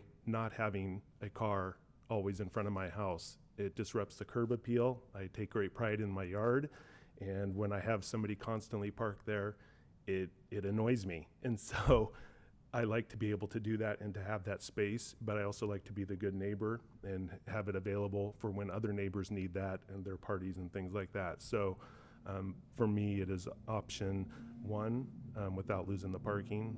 And I think that historically, since it has been available to those houses, that it should remain that way. And we also have to think about the future as well. And I have noticed this as families switch out and move out and new families move in, there's higher density in moving into those houses as well. And so you end up now not only having and missing parking that just was in your garage or your driveway, but now there's multiple people or generations that are living in these homes that are now requiring the use of that space just for their own family in front of their house. So it may not be there now, but it could be in 5 years or more as these families switch out and homes are sold. And so I think you could be losing a lot of that value that somebody would have. And then again, you're filling up the other side of the street. So thank you. Well, I guess I was looking for a recommendation, not necessarily an action. I'm hearing also an alternative as far as, there's two things I'm hearing. We'd like to have more feedback from the neighbors on the street. We only heard two from this evening. Also the alternative on, can we reduce it further speed-wise? And I think we probably can. Just what do we need to implement as part of the contract work to do an enhanced Class 3 bike boulevard along that segment? And at least that would be a full segment route all the way to Wetlands Edge. You could continue throughout to have a complete segment, not a Class 2 to a Class 3. Would you like the staff to come back after we have our discussions with our consultants, 75% plans, and see what we can do with that? Or are we just abandoning a Class 2 at this time and moving forward with the Class 3? Enhanced Class 3 option. Comments? Commissioner Mattson? It sounds to me from what we were talking, maybe four of us were saying it made sense to stick with the Class 3, and I brought up the bike boulevard, and one of us said, yeah, no, let's do the Class 2. Is that correct? Did I capture it right? Or did you go back to Class 2? I have to decide right now. I think I am actually more partial to Class 3, but I get the idea of the Class 2, right? I get the change in the attitude, but with another bike path through eucalyptus and such, that's pretty big. I mean, that's been on the docket, I think, for 20 years now, but we've got one segment down at the Wetlands Edge. We've heard development discussions on the other portion of eucalyptus. We don't know when, right? It's just a matter of when it's going to happen, not if. It will happen eventually, but. I just wish there were more options. It's just a hard choice. It's a really hard choice. I hate to go backwards on the bike plan and on bikeability, but I hate to take parking away from neighbors. So it's just like. And speaking to difficult. Donaldson, Silver Oak, and Shenandoah, that was an easy one. Much wider street, not houses fronting the street. If you go down Donaldson and Shenandoah, all the houses are facing other streets. They're not facing the street that Silver Oak had a bit of that. But Donaldson was an easy win to put in the Class 2s and the green, obstruction prevention, like you're coming across an intersection, put the green blocks in as you approach the intersection. So it was easier to not have to come back to OSEDS at the time. You weren't a part of the commission at the point. You weren't a commission at that time. But it was an easy sell because we weren't impacting residents, whereas this one's a little more difficult, and wanting to make sure we give opportunity for the community and the residents that would be most impacted by it to speak. So I think people can ride on the sidewalk. It's not great, but there's not a lot of pedestrians there either. There's people walking, but I mean, at least you have an option of riding on the sidewalk or riding on the street. So and a lot of people would I ride on the street. I don't go because it's quicker, and I don't have a problem. But I feel strongly that people need to be able to have a safe path. And so if you've got good sidewalks, maybe we could fix the sidewalks on the parts where it's a vacant lot or by the church or those, and clean up the other ones, make sure they're wide enough. I mean, maybe we can do something there. I don't know. Can we? at this point, the budget is what it is for the project. We're trying to fill in the gaps where they are, so.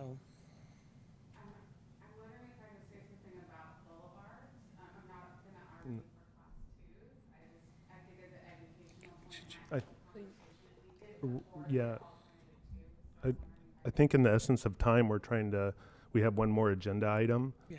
And that we can bring this back with more information about boulevards to another agenda. But at this time, we're at 8:15, approaching 8:15, and we have one more agenda item and some comments from commissioners.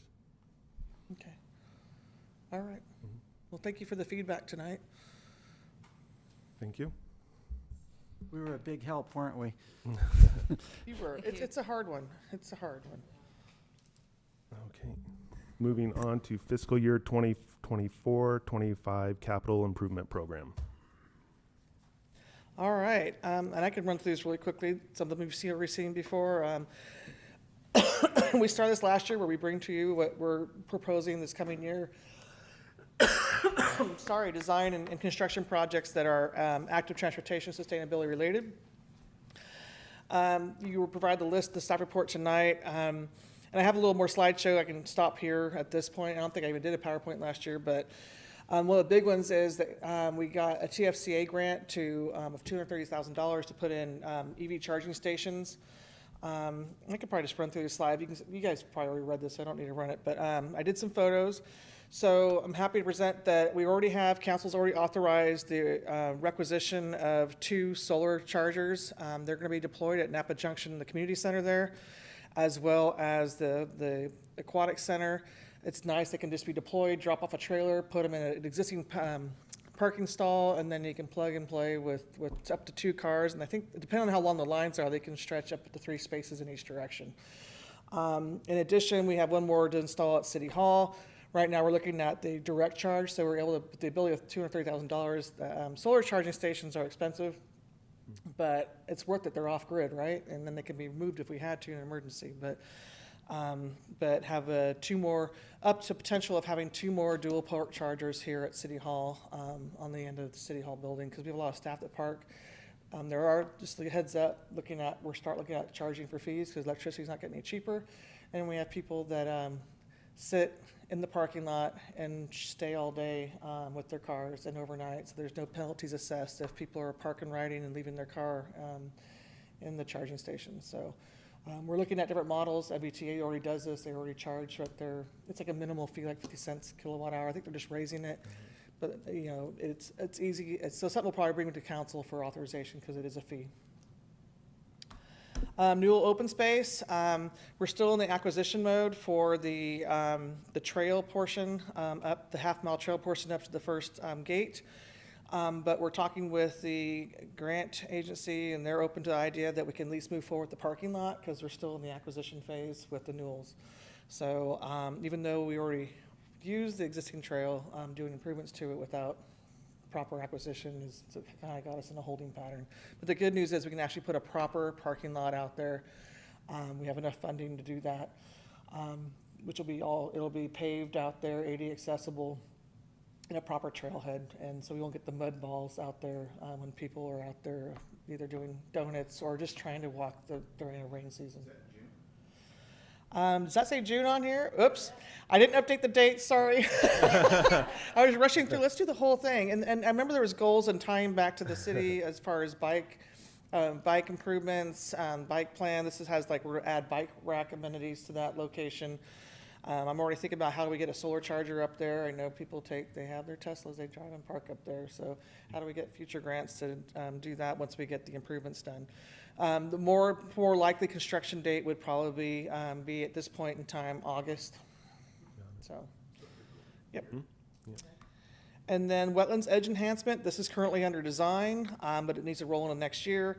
But we're hoping that the timing works out, that the landscape and the shade structure installments and potentially the permanent bathroom, can all be done this fall. It's the perfect time to put planting native plants out there. So completing what the Citizens Academy started last fall. Green Line Road widening construction.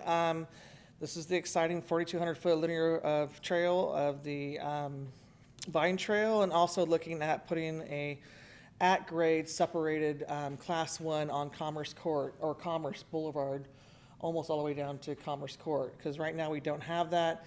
But we want to separate it because of all the truck traffic down on that run. So there's enough space along that corridor where we could get away with doing like a 10-foot wide at grade on the when they reconstruct the road and put either an AC curb or something more substantial, because truckers have big trucks that can go over a curb that could separate bicyclists and walkers along that segment. Concrete barriers?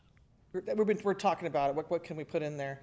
The tricky part is when you get down to the bridge.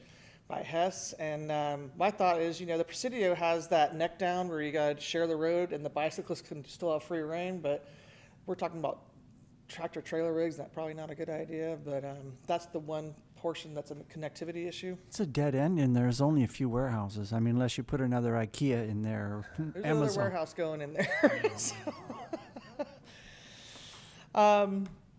Benton Way Rehabilitation Enhanced Crosswalk. We're going to award a contract next Tuesday.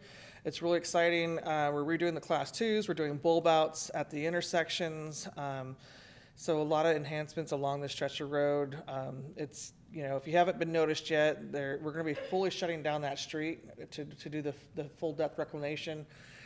Access to the Boys and Girls Club. I guess the school district has authorized people to come through the back parking lot, so it'll be accessible to the parents that go to have daycare at the Boys and Girls Club during the summer. But the project hopefully can start at least the flat work, which is all the concrete work that comes in before the actual pavement happens, because we have a very short summer and once school gets out. So we want to start the concrete work now. That's less impactful to everyone that uses that corridor for the middle school and the elementary school and the aquatic and Boys and Girls Club, but the pavement's really gonna be disruptive. We want to get in there and out of there, not disrupt 4th of July, and get that project. There's gonna be a lot of public outreach coming out pretty shortly on that.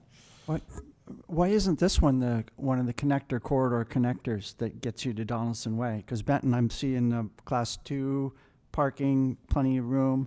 I mean, if that's, wouldn't that be the main corridor from coming out from Donaldson and getting out to Highway 29? And then eventually when we do the 29. Donaldson's very narrow. Well, this street, Benton is good though. It has Class 2s. Yeah, so that'll get you from the west side out to 29. That's that east-west corridor that gets you. And then when we put the sidewalks on 29, you'll get out to 29. You can go north-south on 29.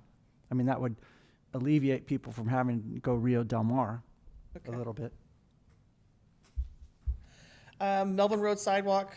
This is also a rollover from last year. We're under construction, or 90% design on this. We're also looking at trying to get more grant funding so we can repave this section of corridor, as well as James Road and Poco Way. And since this is already a slow corridor, I think one end has 20 miles per hour, making this a bike boulevard, because we're going to have speed humps. Napa Cove has to put in speed humps, speed tables, crosswalk table, so it'll really slow down traffic through this corridor. And then when you wrap around Wilson Way to James Road, just be a great connectivity for through affordable housing funding. So you said it's already going to be a bike boulevard? It's already identified as a bike boulevard in the bike plan. Oh, okay. So are the big trucks not going to be going to the courtyard on this street? Because those humps would be a mess for the big rigs, or big equipment. This is Melvin, I'm sorry. I was thinking of Teresa Way, I'm sorry. Okay. Oh, yeah, I see I see it now. And then Rancho Del Mar paving utility improvements. We already talked about this project. This has the little map up there of all the streets that are working on. I didn't do slides for the last two projects because they're very preliminary. But the next one is starting Rancho Phase 2, because there's a whole nother segment west of West Carolyn over to Lantana and not Andrew, but St. Andrew. Is it Andrew? Andrews? Amarillo. That need to be done. It's like the last portion of Rancho, and with Melvin done, we just had that whole that whole subdivision will be redone from the 1955. It'll be revamped. And then that's the end of my presentation as far as the CIP. The other one that's not on there was the recycled water filling stations. We just, with staff resources, have not gotten to that yet. But that's where we're having like the drive-through, like a key card access to recycled water. Wow, congratulations on getting all this taken care of. We're trying. I mean, all those projects are in design except for the Rancho and the water filling station. So it's be a lot of construction happening this summer and next year. Excellent. Any commissioner questions? Thank you. Yeah. Open up for public thank comment you. on this item.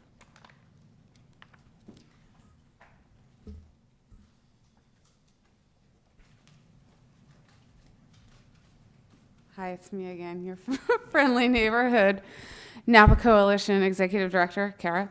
Thank you for the update, Erica. I had some questions about Benton because I know you had mentioned that you would bring that back to this group, or not that you would, but you thought it was a good one to bring back to this group, the designs, and it seems like the designs are complete, and I don't think the group ever saw it. That's an important road for many reasons, but you know, it goes in front of the middle school, and the coalition had met with the city to talk about, you know, would protected bike lanes be possible there? We weren't sure they were, but we were just kind of exploring that. Would there be some way to do some green conflict marking in a different way, especially where you have the bike lanes in the school drop-off zone and you have so much conflict between cars pulling in and kids trying to get to school? If you want kids to be able to ride to school, which is a real benefit, especially to working families, then making that as safe as possible is ideal. So, and I haven't seen them, so I don't know what might be in them or not in them, but I'm just wondering if there isn't an opportunity to take a look at that to see if, you know, what's possible and also what's planned. Thank you. Are there any public comments on Zoom? If so, please raise your hand. There are no public comments.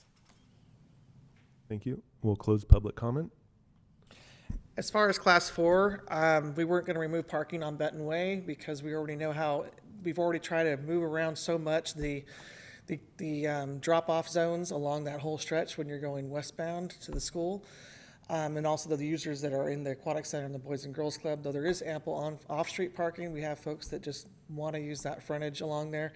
There is class 2s existing. We're reducing the speed along that corridor to 15 miles per hour as of the speed survey last year. So we're keeping with the class 2s on that street. We've had so many plans in the last 2 years, the local roadway safety plan. We've had the complete streets assessment, also the Safe Routes to School audit that the Napa Bike Coalition done, is that we didn't need to have another feedback, and we missed it actually. We had an opportunity probably to bring it back here for you guys to see what we're doing. The plans are published. They've been online for about a month now. And I believe, I'm pretty darn sure they have the green obstruction blocks. That's what we're doing forward on all our class 2s. So Donaldson was the first one in our city, and now we're doing them everywhere when we do class 2s. So welcome to take any more input on that. And we're trying to get also the flashing red stop signs, whether that specific item got updated at the Chaucer Lane and Hummingbird Way. They're the atypical, you have an intersection that lines up, a T intersection. So Chaucer was a specific special intersection that was identified as needed improvements, and the bulb outs were what we came up with and designed that way. But I also think the flashing stop signs, that it starts blinking out if you're still approaching over 5 miles per hour when you come to the intersection. So Is the green expensive to do? it's a little bit more than the white striping, but it's getting more cost competitive because everyone's putting it in now. I like it. I mean, if we can do that there, I would say, yeah, can we do that? I think it's a good idea. I think it's getting more common, and as a bicyclist, I feel more secure on that, just because I feel like, okay, it's brighter, it's wider, it's my spot, and it just sends a message to the cars that, hey, you know, this guy can ride his bike here. So I think that it doesn't protect you from getting hit, but I think it makes a difference. More familiar. Yeah. Commissioner Mattson? Can you send us a link to the plans for Benton? Yes, I thought they're on our website. We're doing a lot of updates to our website right now. We're launching, our communications manager's working on launching a whole new website this summer. So, but I know they were published in the plan room. We have to publish them as far as our bidding process. So I can definitely send you a link. Okay, cool. And it's also going to council for award. So, I mean, it's going to be a business item because there is a bit of an increase in the budget. Not too much, but there's an increase in the budget. Bids came in slightly higher than estimated, but not too high, but it just makes everything else go up. Great, thank you. Yeah. Great. Thanks for tackling all the business items this meeting. Were there any additional commissioner comments at this time before we move to reports? Oh, Not on this subject, but I on want, this subject, but yeah. I wanted to say just generally, I noticed Sean was gonna ride his bike up at Newell not too long ago. I saw him out there, and I thought he was gonna go all the way up, and about 5 minutes later, he comes back down. I go, what happened? Too brushy, too much brush, right? There was too much weeds on the road to ride up.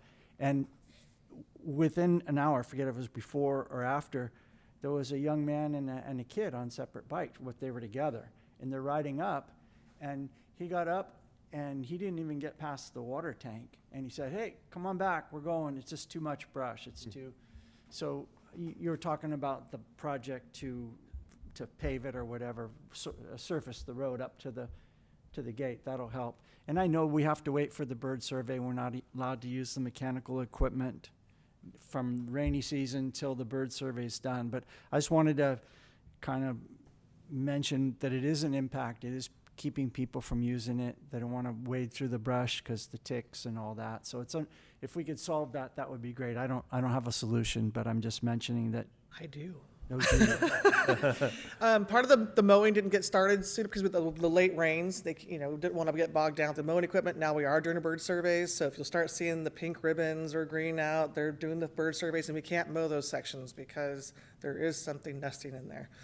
As far as the high weeds, we've been also trying to balance getting the sheep grazing herder back, and I'm happy to report Napa Fireways has granted the city $100,000, or it's going straight to Napa Fireways as fire abatement, and Napa Pasture Protein will be mobilizing the sheep.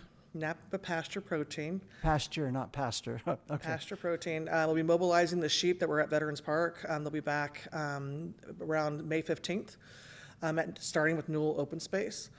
And then we have, after that, I believe there's going to be some herbicide treatment going on, and then grading of the roads. So there's some timing segments that's going on, but there's some improvements coming along. I don't want to steal the Park and Rec Director's thunder, but there's a collaborative plan. In fact, you'll be seeing public outreach soon on the grazing, the spraying, and also grading that'll be happening later.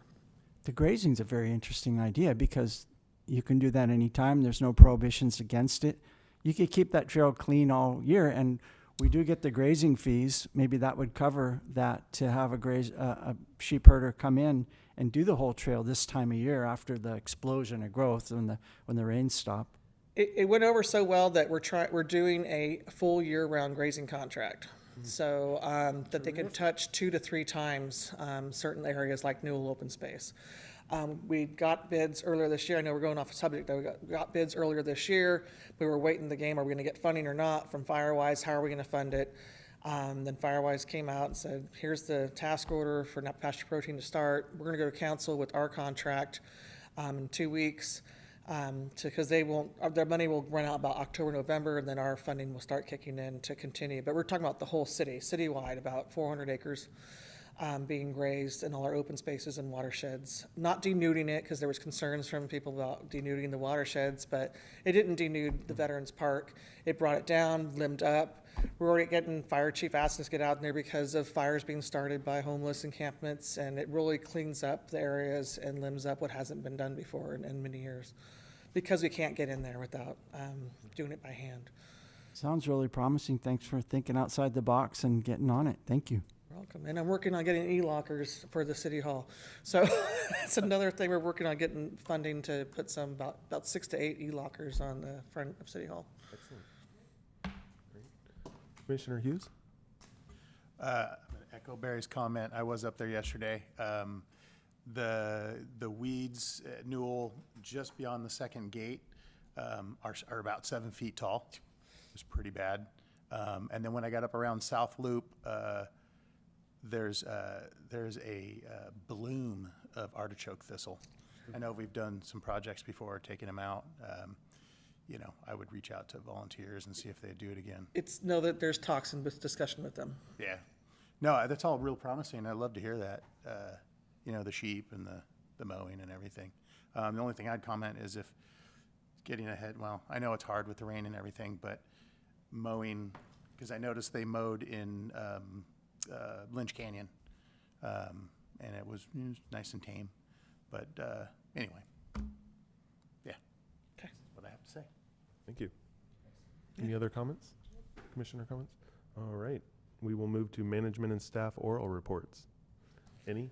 I think I just Or did gave you you cover everything that's everything? coming. E-lockers, charging stations coming to a station near you. And you got the, the grazing update. That's really the big one right now from Public Works and collaboration with Parks and Rec, so. Excellent. Yeah. Well, thanks for everything tonight. Yeah. Great. Hey, wait, before, just a quick question about the mobile charging stations or the solar ones? Yeah, the solar ones. Do they actually hold battery? Yes. Oh, wow. They have a battery.